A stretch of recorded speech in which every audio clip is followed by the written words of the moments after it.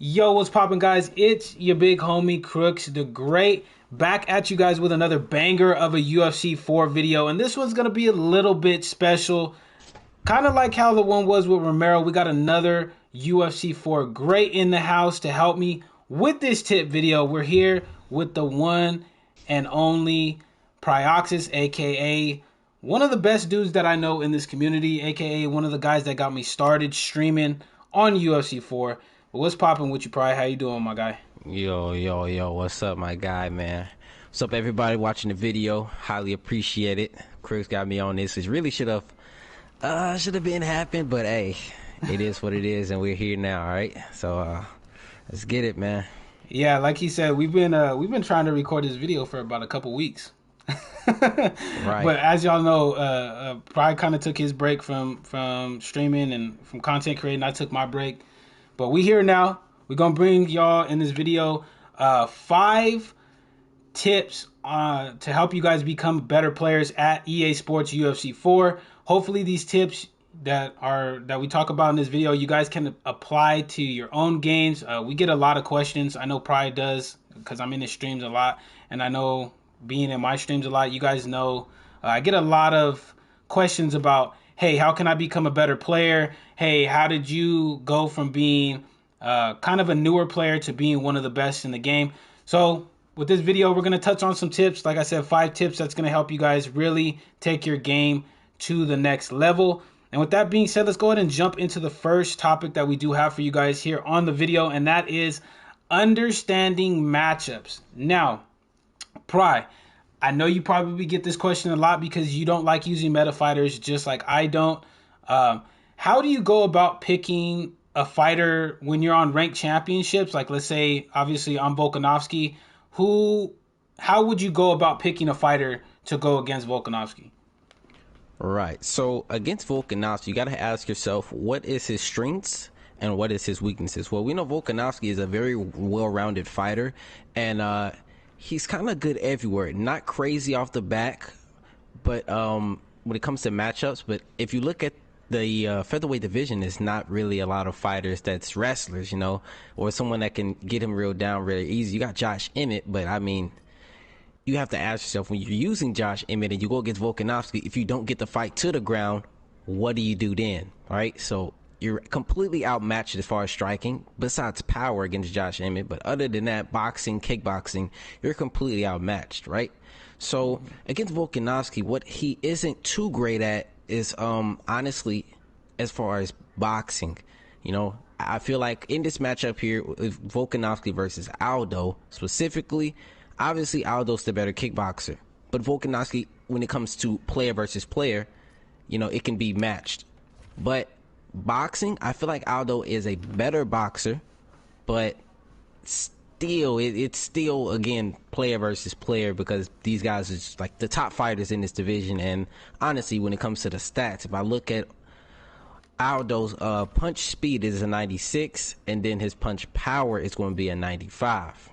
And if we go over to Volkanovski, and you see he has a 94 punch speed and then a 93 punch power. So again, Aldo does edge him out in both of those stats. And another thing you want to look at, and a lot of players don't look at, is the reach. And Aldo is down reach. He has a 70. Volkanovski has a 71. But not really a great difference between those two. But as far as boxing and my personal experiences with these two fighters, Aldo is the better boxer. Volkanovski, on the other hand, Crooks, you could talk about that matchup. If you were to be using Volkanovski, what would you be doing personally to beat Jose Aldo? Well, in this matchup, I mean, it's not really a super common matchup. Obviously, we're in featherweight, so you're going to see a lot of Max and Connor. So you'll see people match up with these guys. But like I said, I don't use meta fighters. So with Alexander Volkanovski, really against Aldo, I wouldn't say to try to stand up. I would say Aldo is better than Volkanovski in the stand-up game just because of his kicks. His kicks are more powerful. He has more. I'd say overall his boxing combinations are better. On the feet, I would just say Aldo honestly is better. Where you could probably have success with Volkanovski against somebody like Aldo is if you were able to get him on the ground. Volkanovski has good ground and pound striking. His ground striking is a 94. His top control is a 93. Compared to Aldo's 90 on the top, he has 93 bottom control. So I mean, it evens out top control to bottom control. But you probably do a little bit better controlling Aldo on the ground, kind of just gassing him out if you're able to deny some transitions. And just trying to get him in the clinch and make it a lot dirtier of a fight. Because if you try to just stand there and box with Aldo, even though Volkanovski is a champion and with all the buffs that he did get not too long ago, he still honestly is not. It's still not the best idea to stand up with somebody like Aldo, especially if this is the matchup that you're going to run against. But Volkanovski does have good takedowns as well. Volkanovski's takedowns right here are 92. But the thing is about Aldo is you need to be careful with and time your takedowns just right, because he does have a 98 takedown defense up here at featherweight. So he's pretty hard to take down. I mean, this guy was the GOAT of the featherweight division for such a long time. So definitely I would try to get Aldo down to the ground. If you can't take him down in this matchup, then I would definitely use the clinch. As we know, it's a little bit easier to get throws and trips and all that stuff in the clinch if you throw a knee in between and make your opponent really think that you're going to do some damage in the clinch. So that's definitely something that I would utilize in this matchup. But I mean, obviously I feel like understanding matchups is something that is super important in this game that not a lot of people really can really grasp the importance of matchups. I mean, you see guys like myself and Pry, we sometimes throw ourselves in the worst matchups. I mean, yeah. I use Cub Swanson, right? And I go up against Max Holloway. That's a terrible matchup.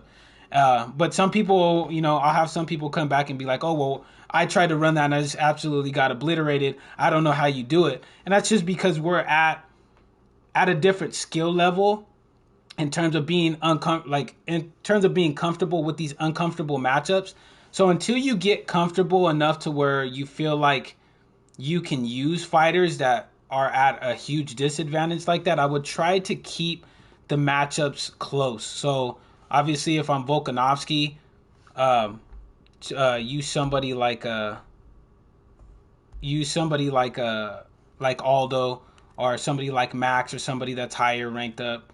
Obviously, I mean, I'm looking right here. Calvin Kattar is above Conor McGregor now, which is honestly crazy, but I mean, it is what it is. Yeah. I ain't gonna complain about that. But Pryor, how important would you say having the right matchup is in a ranked fight? Like if the skills are identical, like let's say a Division 10 is going up against a Division 10 and they're of similar skill level, how important is picking the right matchup heading into a ranked fight? How important do you think it is? It's important, but if you're saying Division 10, you have to ask yourself, how good are those guys? What's their problems that they're doing? Versus if it was a matchup where it's like me versus you, or maybe even you versus like Zayat, Romero, the guys in your camp. I know your camp is like full of goats. It's the importance of it, like the importance of a matchup when it's two guys that completely understand all aspects of the game versus a matchup where it's lower division guys and a lot of their wins, they don't really know why they're winning them. They're just winning them. I don't think it's too essential personally, but if it's me versus you, like what's the chances of, right? Let's say you go Cub Swanson, right?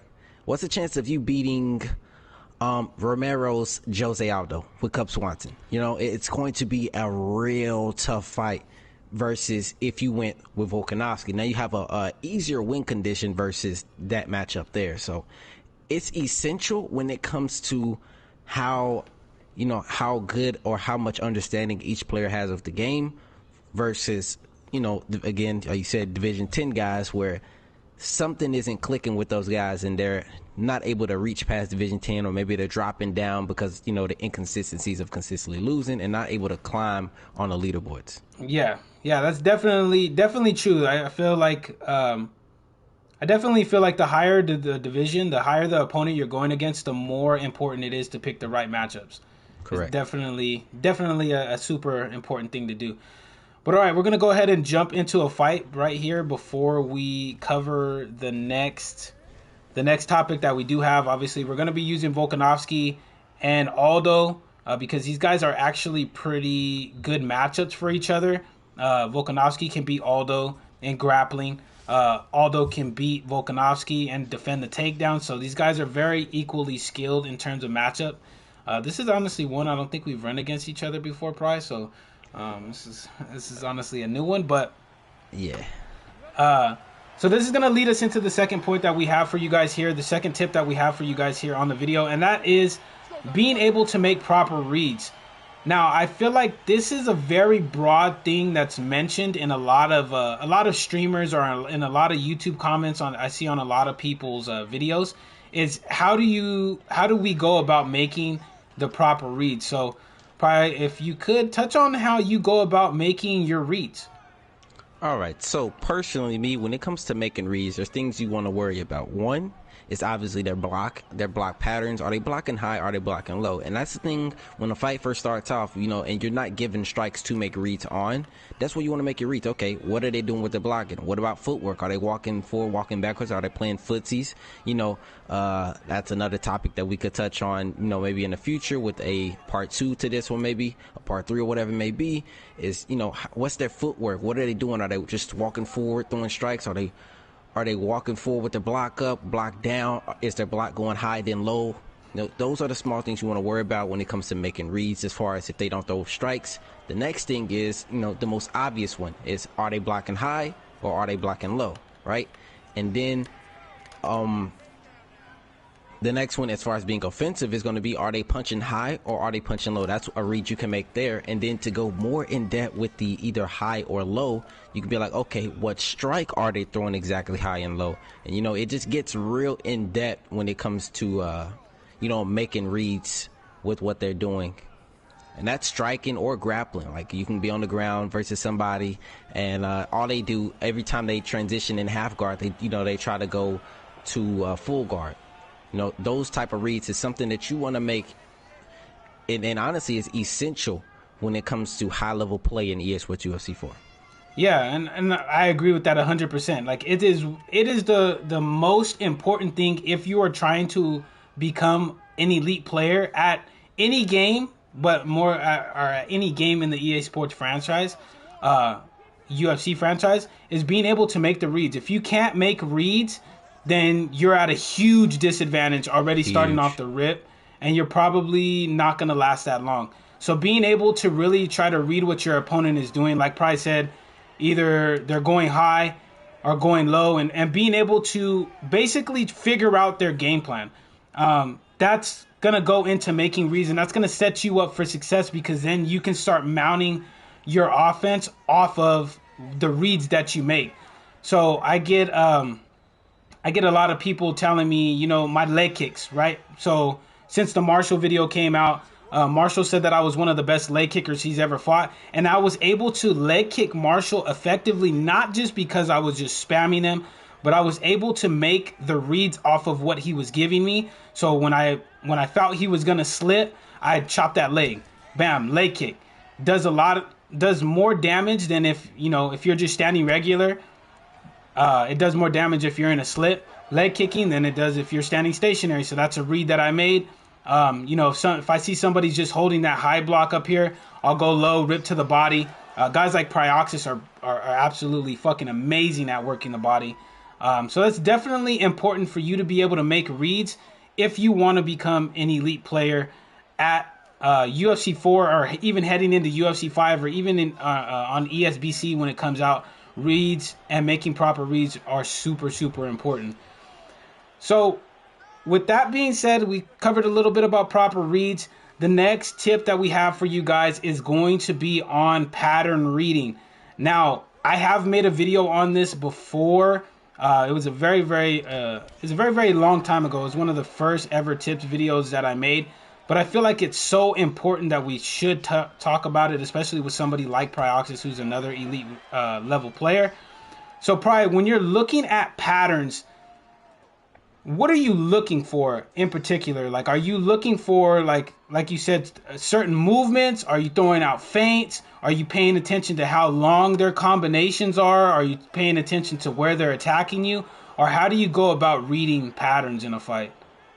All right, so yeah, the most broad one, the person that I do, if it's not like, let's say I'm going against somebody that isn't like the highest skill level player, you know, those guys are going to give you the hardest reads to make, and they're going to continuously mix it up. So against those guys, what I like to do is think, are they going high, low, low, high, low, low? How many times are they going low? How many times are they going high before they go low? You know, those things, are they paying attention to my block, and then they block, you know, throw low because I'm blocking high and stuff like that. But it's honestly when it comes to the highest level, these guys will, you know, be very well at reading the things that you do. So you want to be careful. You want to actually think about, you know, your counters or the things that you do throw when you're going against these guys when you're trying to make the read, because one wrong read, you think they go low, and then they go high, and it's like good night from there. So pattern reading against guys like, let's say you, right? And it's hard. It's really hard going against, you know, you, or making a read and like, okay, Crooks, I think he's gonna throw this, because you've done this to me numerous times where, well, we'll be fighting, right? And you'll throw that body hook, right? And then I'll try to throw that counter uppercut. You'll slip that uppercut, and then you'll follow up with the counter uppercut. And those things is a read that you make. A lot of times you'll attack the body, even if you feint or you go to the body, something light, right? Then boom, you'll turn around, you'll hit me with that fake, and I'll be like, okay, he about to throw the body shot, time for my counter. And then I throw the uppercut, and then bow, and it's a rock right there. And it's like every time you've even flash KO'd me. And it's those small opportunities, you know, you don't get that a lot when you play high level fights, but when you're going against somebody that obviously isn't making a read that you're doing that counter, or making a read that you're, you know, setting that up, you can land that counter on them a lot. So personally, that's one read I like to make if I was to make an example, and even better that I can make an example with, you know, something that you do versus me in our matches. Yeah. And proper reads and pattern reading, they go hand in hand, right? They go hand in hand. The importance of having good pattern reading is it allows you, like I said, with the proper reads, it allows you to set up your offense, and it allows you to set up counters. This is what makes guys like, you know, Israel Adesanya. This is what he does perfectly. He gets you set in a pattern, and then he changes it up. And then if you're not ready for the setup, then you're just going to either get wobbled, you're going to get hurt, or you could potentially end a fight. So yeah, definitely pattern reading, I feel, is another really essential tool. That's why we're covering it in this video, to becoming an elite player, because then you could kind of start getting real tricky with your patterns. So like, let's say, you know, I see Prioxis is going down to the body, right? I see him going down to the body, and then I throw that uppercut, he slips off, he rocks me, right? He stuns me. So then I know, hey, you know what? He's got that read on the pattern that I'm trying to do. I'm trying to block, throw that uppercut. He knows that it's coming. So next time he goes to the body, I'll block it.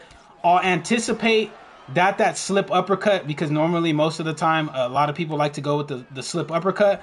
I'll wait for that slip uppercut to come out, and then I'll counter it with the slip uppercut of my own, or maybe even a pull counter uppercut. And now you're countering to a counter, and now you're forcing your opponent to pattern read as well. And now you're just kind of going in what we like to call a chess match. So it could be really super important, because, you know, sometimes your opponents aren't ready for that. They're not ready for you to figure out their pattern and make that adjustment, and make an adjustment to your adjustment. So basically, pattern reading, you want to make your opponent feel uncomfortable with the level of play that's going on.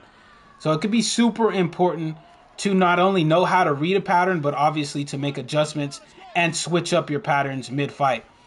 All right, guys, I hope you did enjoy part 1 of the 5 tips to improving your game at UFC 4. Due to the length of this video, it was going to be about a 40-minute long video, so I decided to split it up into 2 parts. I hope you guys did enjoy this video. If you did, make sure to slap that like button, as well as if you're new to the channel, make sure to hit that subscribe button. It'd be much appreciated. Make sure not only to hit the subscribe button on my channel, but as well as Prioxis's. I'm going to leave the link to his channel in the description of this video. Make sure if you guys haven't already to go over there and drop him a sub and go and like on his videos as well.